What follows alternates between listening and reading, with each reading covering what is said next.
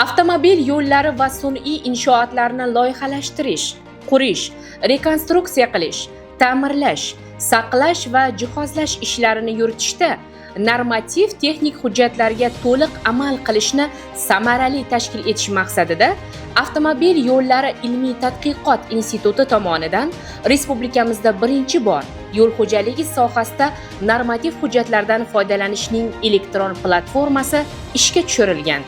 Xo'sh, platformadan foydalanuvchilarga qulayliklar yaratish borasida qanday ishlar amalga oshirildi? Avval xabar berganimizdek, siz platformaning yangilangan ko'rinish, bir qator qulayliklarga ega yangi versiyasidan foydalanish imkoniyatiga ega bo'ldingiz.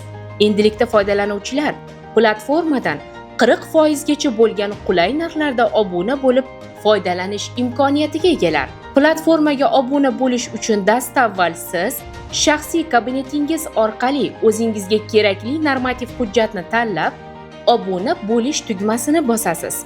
So'ngra ekranda obuna turlari paydo bo'ladi. O'zingizga kerakli obuna turini tanlab, obuna bo'lish tugmasini bosasiz. Platformaga ikki xil usulda to'lovni amalga oshirish imkoniyati mavjud. Bunda Payme mobil ilovasi orqali to'lovni amalga oshirishingiz yoki yuridik shaxs maqomiga ega bo'lgan korxona, tashkilot xodimlari korxona bilan o'rnatilgan tartibda shartnoma rasmiylashtirishlari va shu orqali to'lovni amalga oshirishlari mumkin. Avtoyo'l norma.uz platformasiga obuna bo'ling va normativ me'yoriy hujjatlardan oson foydalaning. Avtoyo'l norma.uz platformasiga obuna bo'ling va normativ me'yoriy hujjatlardan oson foydalaning.